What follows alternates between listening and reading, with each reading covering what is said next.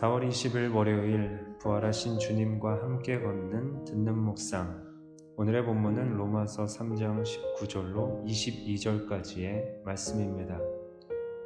우리가 알거니와 무릇 율법이 말하는 바는 율법 아래에 있는 자들에게 말하는 것이니 이는 모든 입을 막고 온 세상으로 하나님의 심판 아래에 있게 하려 함이라.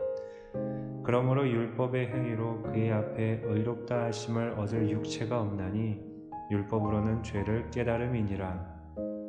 이제는 율법 외에 하나님의 한 의가 나타났으니 율법과 선지자들에게 증거를 받은 것이라.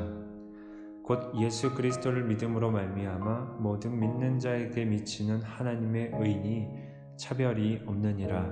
아멘. 우리 주님의 은혜와 은총이 부활하신 주님을 따라 걷고 또 그렇게 살기로 다짐하는 신광의 모든 성도님 가정에 함께 하기를 주님의 이름으로 축복합니다. 코로나 이후 집에서 여가를 즐기는 홈족이 늘고 있습니다. 사회적 거리두기로 재택근무와 온라인 수업 등이 일상이 되면서 모든 것을 집에서 해결하는 여가와 문화가 트렌드가 되어서 확산되고 있습니다.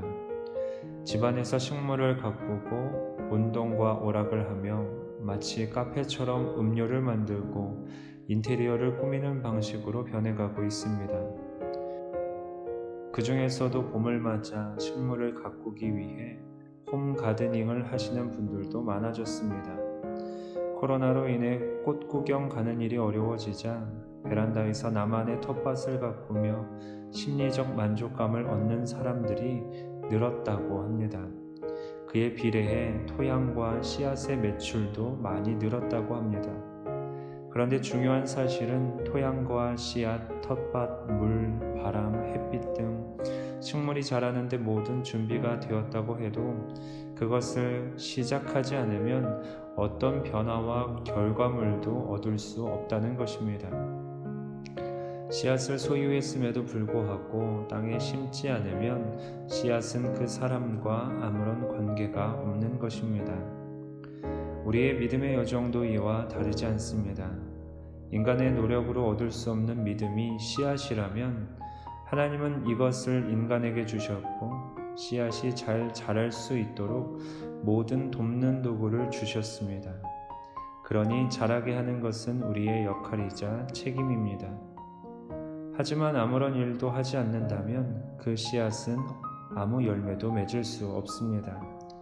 믿음의 씨앗을 땅에 심지 않는다면 우리는 하나님과 아무런 관계를 맺을 수 없습니다.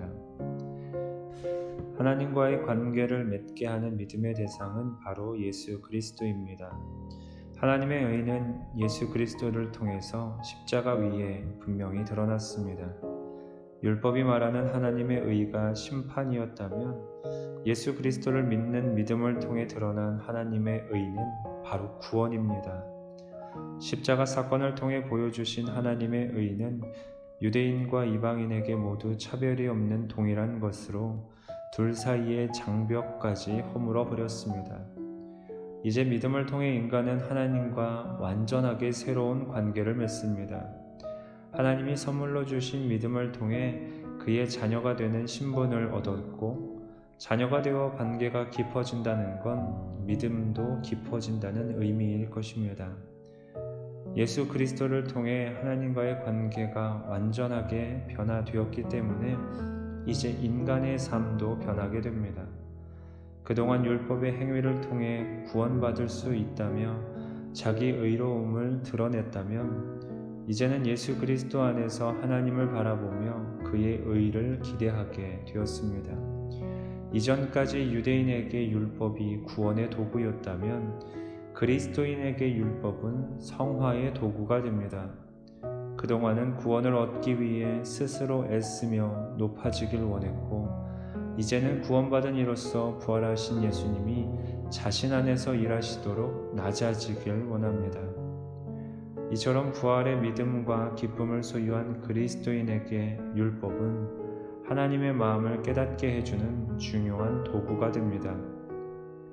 원래 율법은 이미 하나님과의 특별한 관계를 맺고 그 안에 있던 이스라엘 공동체에 부여된 것입니다. 이스라엘에게도 언약이 하나님의 은혜에 의해 먼저 주어졌고 그 다음에 율법이 주어졌다라는 의미입니다.